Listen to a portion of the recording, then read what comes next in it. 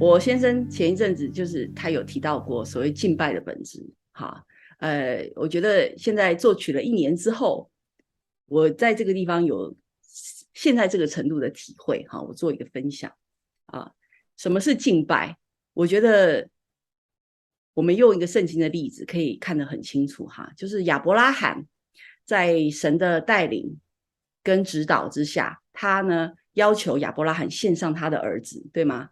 啊，去山上把他的儿子献祭。好，那亚伯拉罕呢就顺服了，好，带着他的儿子，带着仆人，带着一捆柴什么的，就上山，然后他就跟他仆人讲说：“你在这边等我们，好，我们上去拜一拜，我们用英文说 worship， 我们上去敬拜就回来。”哎，亚伯拉罕上山，他不是带着他不是带着吉他，不是带着麦克风去，哎，他不是上山，他是去烧他的儿子，但是他说这个是一个敬拜，那我就明白哦，所谓的敬拜本质就是因着认识神，也因着相信神，所以愿意放下自己的权益、主张、意见，所以他选择去牺牲自己的最爱，去顺服神的旨意跟带领。好，即便这样的带领是完全超乎常理的，在人来看是根本不可思议的选择，但是他愿意这样选择是根基于爱，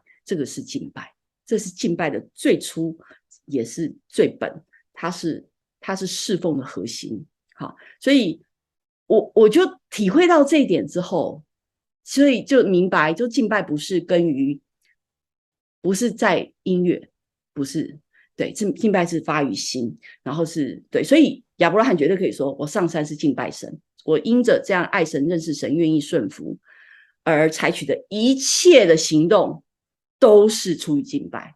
好，当我们明白敬拜的心之后呢，就不会跟这个音乐混在一起。哈，音乐当然是敬拜的一个形式，但是我们活出来，我们生命中活出来的决定，做出来的选择，那才是敬拜的泉源，对吗？好，所以这是我自己在现在这个阶段在敬拜上面的体会。好，那我们就会遇到顺服的挑战，对吗？就算我愿意，我也做得很勉强，对吧？啊，我没有亚伯拉罕那么顺服，我就是一路都是勉强哈。所以我觉得在第1年的时候哈，我觉得神很明白我的心哈。有一次我做一首歌叫《甘心侍奉》，好，不要在人的眼前侍奉，要甘心侍奉神，就像是为主做的哈。我就这个歌名叫《甘心侍奉》。哎呀，我做的太难听了。我的同工说：“雪人啊，这是第86首，他说这是你做过最难听的歌曲。”我也感谢神，他没有，他以前就是要我就叫我放弃了，就是这首算了，放你做下一首吧哈。他以前一定这样，但是他后来他被神管教嘛，怎么管教？就他上一次也是叫我放弃一首歌，叫《夫妻之道》哈，94首。那首歌他说这太难听了，我劝你这首不要了，换下一首。结果我就坚持，我说不行，我在做这首歌的时候，我有听到男女对唱的声音，这首我不放弃。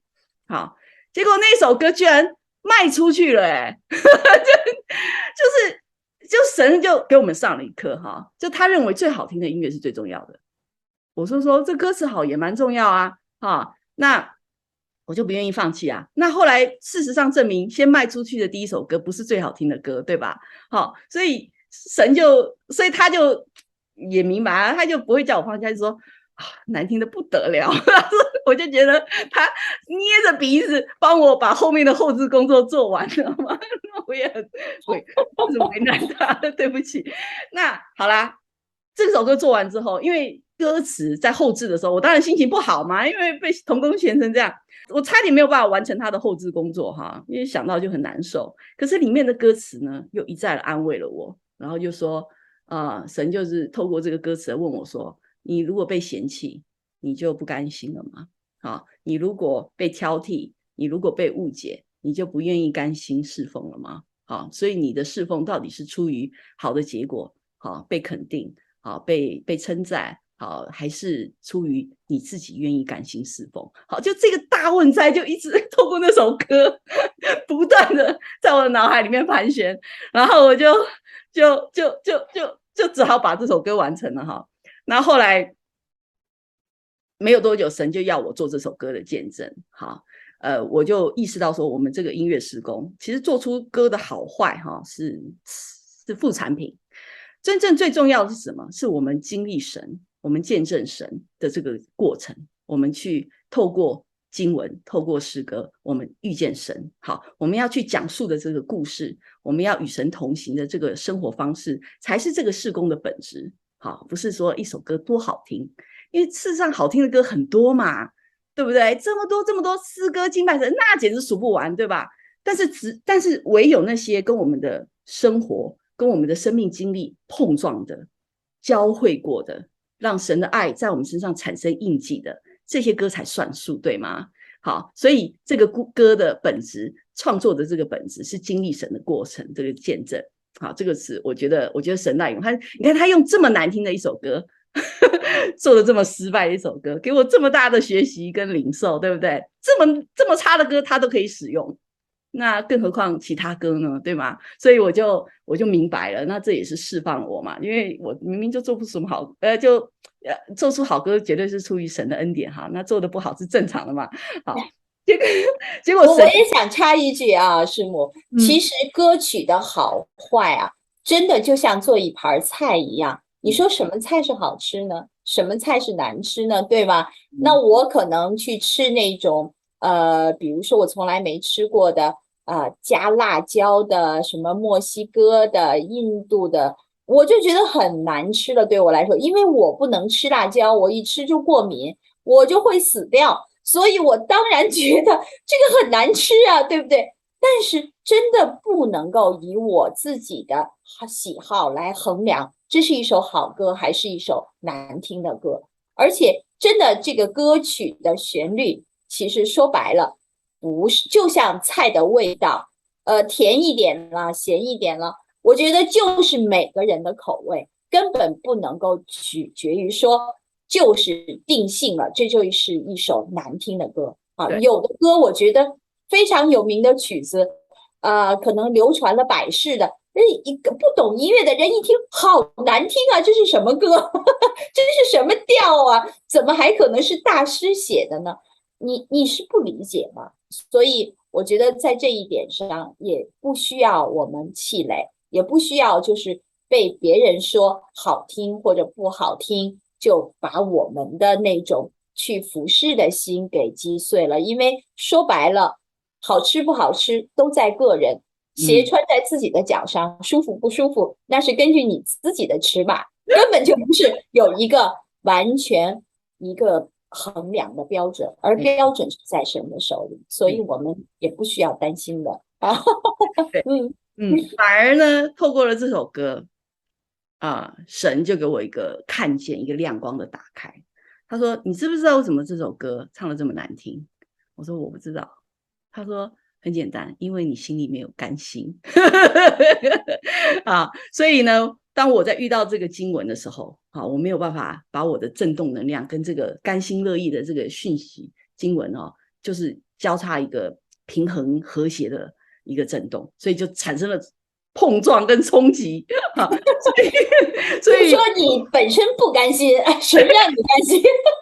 对，所以我遇到这个经文的时候就发出了噪音，对吗？因为我不是跟他和谐的律动嘛，所以我就怎么唱怎么难听，这样哈。他说你做不出这首歌好听，是因为这样，是从我的心发出的我那时候就真的被神一点了，我的天啊，我这么所以我们的内心的所有的东西，真的在神面前都是隐藏不了，一定要拿出来面对，对不对？因为我们要成为器皿，我们一定要首先洁净，对吗？所有东西都会放大，所有东西都会放出来。好，那我也为这首歌就做了一个见证，就是说所有的艺术家哪一个艺术家是被逼成艺术家的？没有嘛，对不对？每个艺术家都是哎呀，我这个从心里面发出来的这个想法、情绪、感受，我展现出来，然后我成为艺术家，对不对？可我这个人是被逼出来的所以我的确在顺服上有挑战。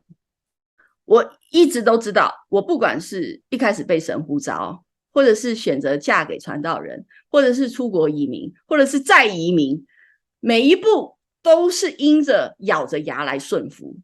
好多人说，你要是跟随着神，是神的带领，你就一定一路顺风顺水，不一定。如果你是粗信的，那神可能会给你一点额外的恩典哈。但是如果走长远了，你就会知道苦难挑战是常事啊，在圣经也这么说，就是你们遇见试探，你们要大喜乐，对吧？遇见试炼，你们不要以为奇怪，就是这是一定会遇到的。但是神可以在这些困难挑战当中操练我们，可以得胜，在这个过程中荣耀他，对吗？所以我就学到，就说就是透过这一首这么难听的歌声，还可以给我这么大的看见，可见啊，什么样的歌神都可以使用。好，这是所以我就释放了。